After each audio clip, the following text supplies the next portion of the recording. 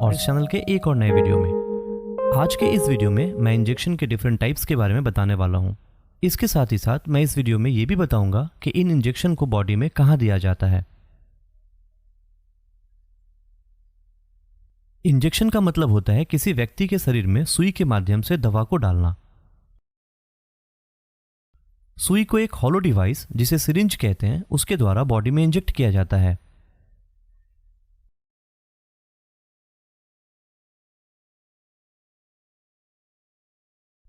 Injection कई types के होते हैं, जैसे कि subcutaneous injection, intramuscular injection, intradermal injection, intravenous injection, depot injection, intraperitoneal injection, intra articular injection etcetera.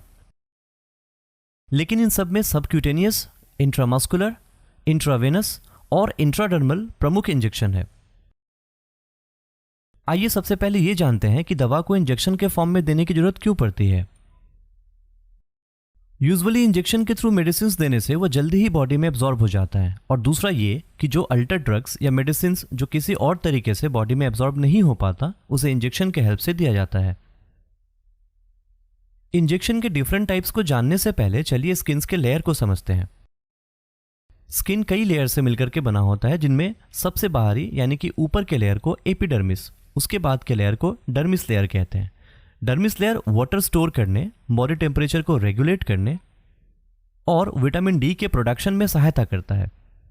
तीसरे और लास्ट लेयर जो कि स्किन को मसल से अलग करता है, जिसे हाइपोडर्मिस या सबक्यूटेनियस फैट लेयर कहा जाता है। इस लेयर में फैट स्टोर रहता है जो कि हमारे बॉडी में हीट कंजर्व करने का काम करता है।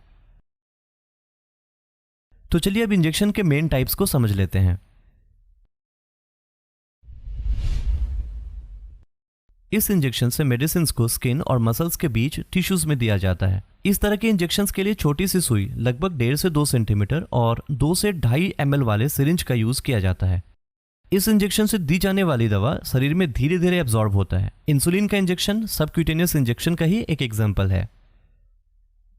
सबक्यूटेनियस इंजेक्शन को बॉडी में आर्म के ऊपरी एरिया में, थाई के बाहरी हिस्से में, पेट में नाभि के एरिया को छोड़कर और इसके अलावा बटक और हिप वाले हिस्से में लगाते हैं। इस तरह के इंजेक्शन को जनरली 45 डिग्री के एंगल पर लगाते हैं।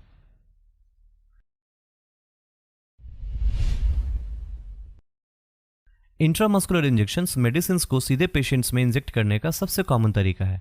इस तरह के इंजेक्शन के लिए बड़ी निडल्स ऑलमोस्टली 6 to 8 सेंटीमीटर और 5 से 10 ml वाली सिरिंज का यूज किया जाता है।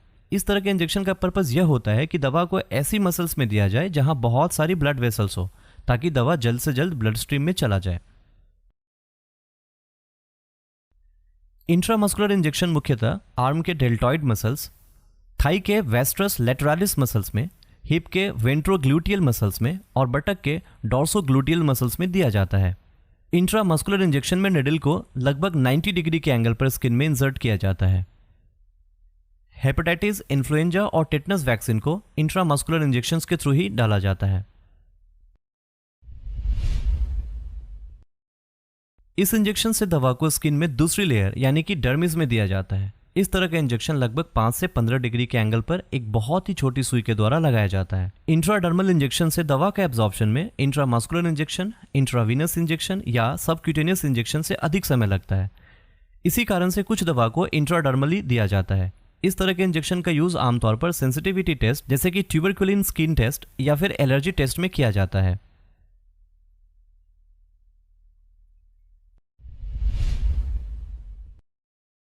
इस तरह के इंजेक्शन को सीधे वेन या नस में लगाया जाता है, ताकि दवा सीधे ब्लड स्ट्रीम में सर्कुलेट हो सके और इसका जल्द असर हो। इस तरह के इंजेक्शन के द्वारा उन लोगों को न्यूट्रिशन सप्लाई किया जाता है जो डाइजेस्टिव ट्रैक्ट के द्वारा न्यूट्रिशन नहीं ले सकते।